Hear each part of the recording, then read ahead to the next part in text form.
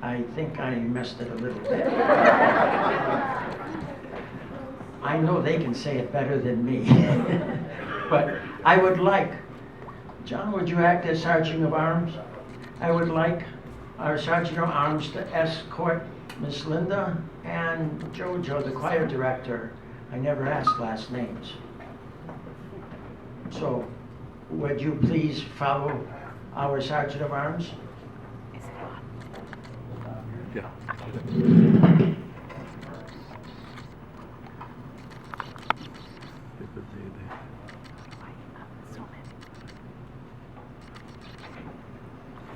It is with great pleasure to introduce Linda. You'll have to tell them your last name. Sergeant of Arms, there is a Dr. Singh son.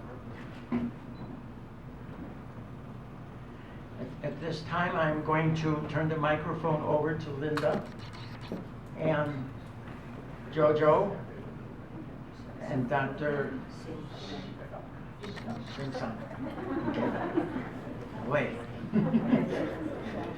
John. I'm not good at this. Yes. I'll turn this over. My name is Linda Ravello. I'm married to a Filipino. And Commander, he has told me many times I have a stiff white tongue. Think of the moon in the sky, Munting, and think of the English afternoon beverage, tea, Tinig, Munting, Tinig choir. Can the choir, on the count of 3, help our commander learn it? I'm going to count to 3, and then you say the name of your choir. 1, 2, 3. Munting, Tinig. Good job. The choir is the brainchild of our founder, who in 2012 decided that the Filipino community reveres family and children, much like the Legion does. We don't call it a pillar of children and youth, but the youth are a big part of all of our Filipino activities. And the founder on my, let's see, it would be my right, far right, Dr. Volat Singson, is a pediatrician for many years in Milwaukee. She is also the director of the free medical clinic in the Philippine Center at Zablocki Park in Greenfield. So her value for the choir comes culturally, but you are going to understand why when you hear them, that we all will value the children. The musical director, Jojo Ramos, Mrs. Ramos, is gifted in many ways, artistically, musically, great humor, and wonderful works with children. These children, who number in total 60, there are only 1/3 of them here today, but aren't you kind of glad? Because you'd all have to be standing. They will be singing for you. Their ages range from 4 to 12. How many of you, just quick, raise your hand if you are bilingual? Can you speak more than one language? Not too many hands. The children can. They will be singing to you in 2 languages today, English and Tagalog. Tagalog is the national language in the Philippines. The musicians on the far side of the room are indispensable. The guitarist, Miss Monica Clemente, has been with the choir since it began. And a new recruit, just a couple years coming from California, is Mr. Noni Dejamco, and he can make the keyboard sing. Where have the children been since 2012? They have performed at 2 different Milwaukee Holiday Folk Fairs. They have been a part of the Milwaukee General Douglas MacArthur Memorial event at Marquette University and at the Veterans Park. And in 2014, they had their first, and to my knowledge only so far, paid performance at the Milwaukee Teachers Convention. And then, of course, all of the Filipino events that you've sung at, the picnics, the Christmas parties, the university alumni events. They get a workout. Today they are in one of their costumes. Dr. Singson is the choreographer of costuming, and on many of her trips back to the Philippines, she acquires some of the native garb. So you are seeing one of their official costumes. There's no way that we can tell you how patient they have been. They've been here since 10:15, and the room is like a beehive because of their energy and their excitement.